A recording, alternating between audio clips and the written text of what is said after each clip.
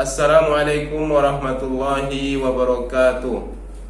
Alhamdulillahi hamdan kasiran thayyiban mubarakan fih kama yuhibbu rabbuna wa yardah. Asyhadu an la ilaha illallah wahdahu la syarikalah wa asyhadu anna Muhammadan abduhu wa rasuluh. Anak-anak Ustaz yang semoga senantiasa dirahmati dan diberkahi oleh Allah Subhanahu wa taala. Alhamdulillah, puji syukur kita panjatkan kehadirat Allah Subhanahu wa taala atas segala karunia dan nikmat yang terus-menerus Allah berikan kepada kita, sehingga pada kesempatan ini kita telah dapat melanjutkan pembelajaran kita untuk video kali ini. Kemudian salawat dan salam semoga senantiasa tercurah kepada Nabi kita Muhammad sallallahu alaihi wasallam dengan mengucapkan Allahumma sholli ala Muhammad wa ala ali Muhammad.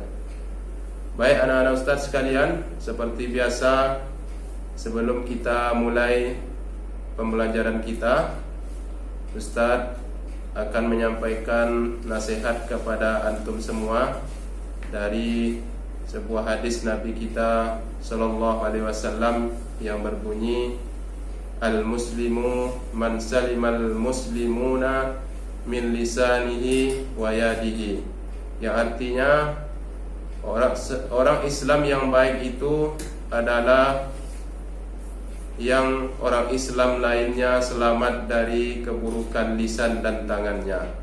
Nah, dari hadis ini anak-anak Ustaz, Nabi kita sallallahu alaihi wasallam mengingatkan kepada kita semua untuk berhati-hati dalam berucap dan berbuat.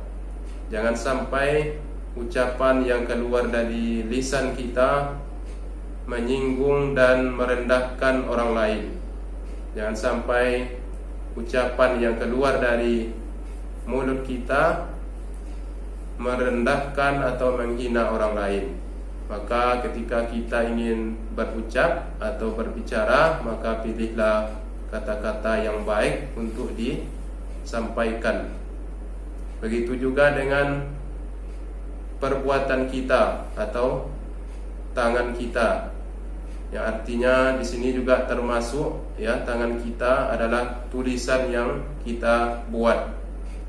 Nah, kata para ulama ya, tulisan dengan lisan itu hukumnya sama.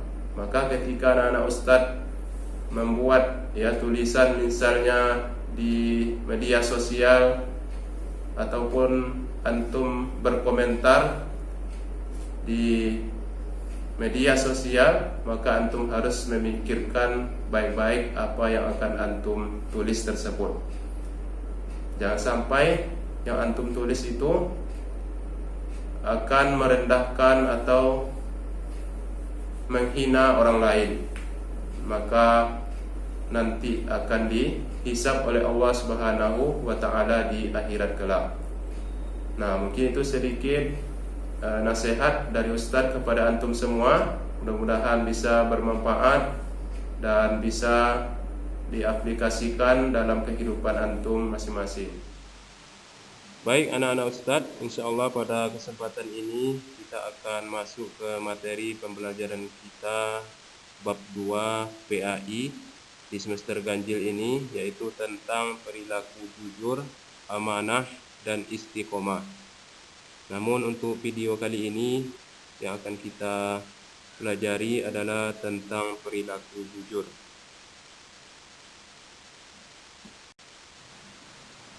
Baik anak-anak Ustaz, sekarang kita lanjutkan materi kita tentang pengertian dari perilaku jujur.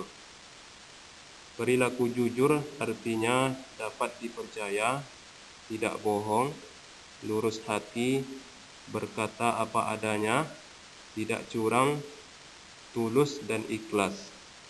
Nah, ini pengertian dari perilaku jujur.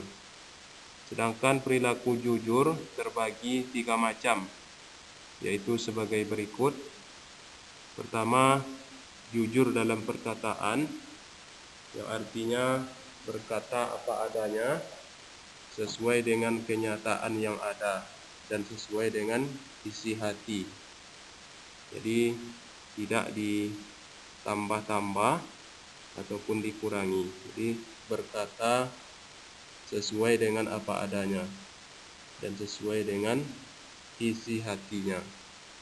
Yang kedua, jujur dalam perbuatan, yaitu melakukan suatu pekerjaan sesuai dengan yang diridhoi oleh Allah Subhanahu wa taala dan tidak melakukannya dengan curang. Dan yang ketiga, jujur dalam niat. Nah, artinya melakukan sesuatu dengan tulus dan ikhlas karena Allah Subhanahu wa taala, baik dalam bentuk perkataan maupun perbuatan. Untuk lebih memahaminya, makna dari perilaku jujur ini, ada sebuah hadis Nabi kita sallallahu alaihi wasallam, sebagaimana Nabi kita bersabda, "Alaikum bis-sidqa fa inna sidqa yahdi ilal bir fa inna birra ilal jannah." Yang artinya, hendaklah kalian berkata jujur, kata Nabi kepada kita, sesungguhnya kejujuran mengantarkan kepada kebajikan, dan sesungguhnya kebajikan itu akan mengantarkan kepada surga.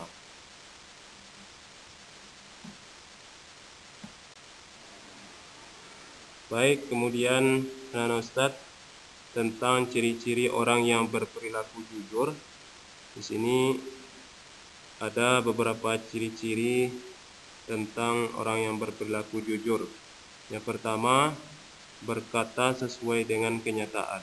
Artinya dia berbicara ataupun berkata sesuai dengan apa yang dilihatnya. Artinya tidak dibuat-buat, tidak ditambah-tambah ataupun dikuranginya. Yang kedua, berkata sesuai dengan isi hatinya. Jadi apa yang dia bicarakan, yang dia keluarkan dari mulutnya, itu sesuai dengan apa yang ada di dalam hatinya. Artinya mulutnya dan hatinya tidak bertentangan, sesuai apa yang ada di dalam hatinya yang dia sampaikan. Yang ketiga, tidak melakukan kecurangan, baik secara perkataan maupun perbuatannya. Tidak berbohong. Kalau dalam perbuatan tidak curang, seperti dalam menimbang sesuatu.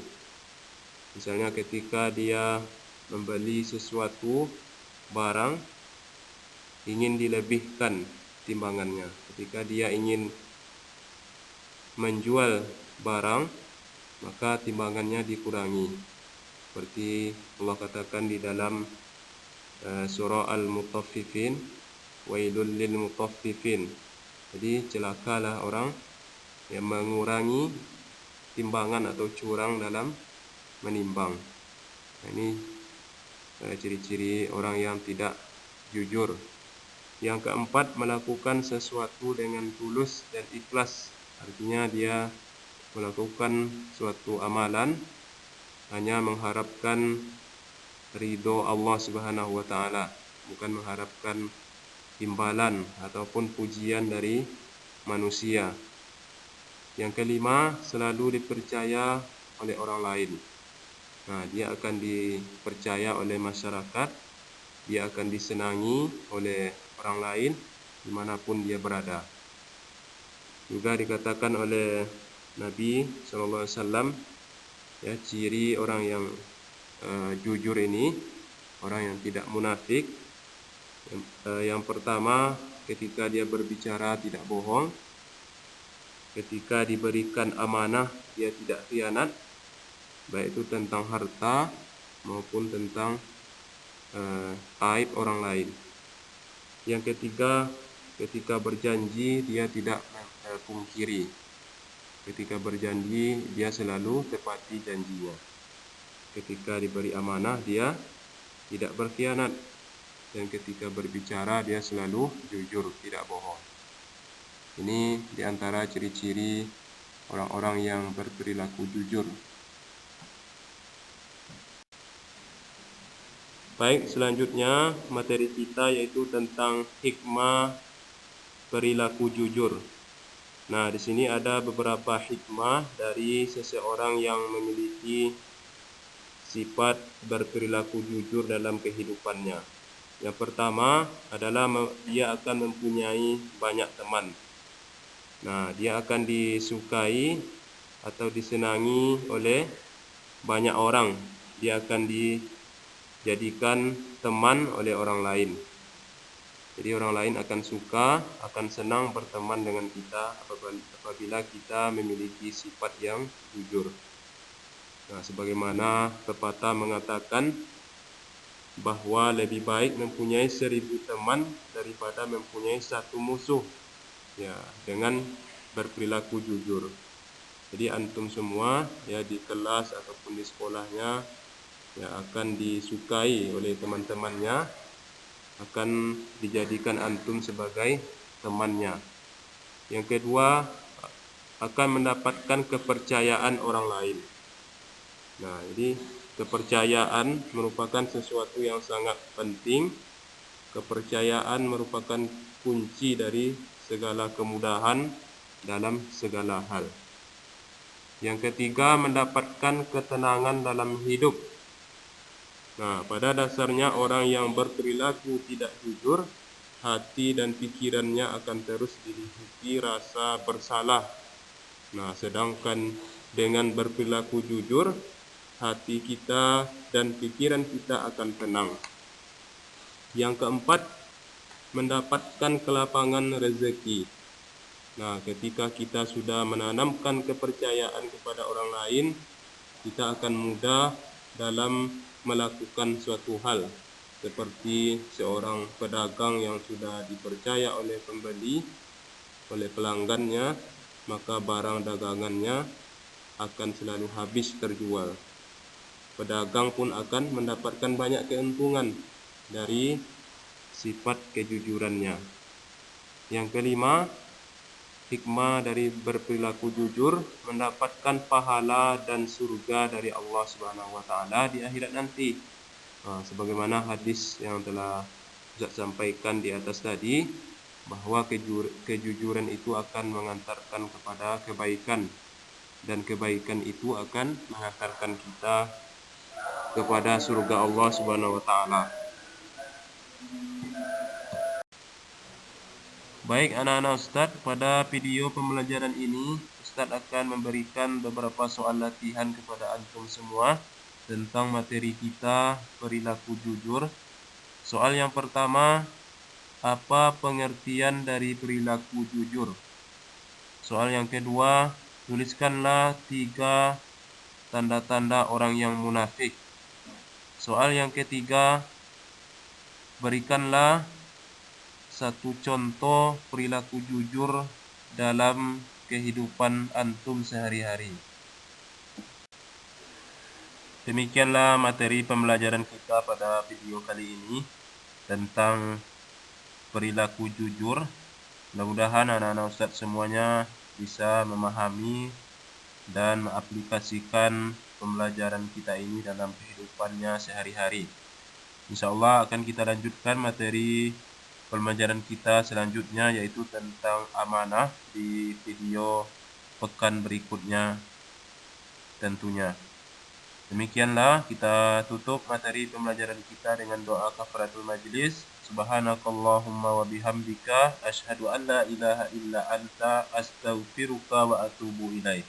Wassalamualaikum warahmatullahi wabarakatuh.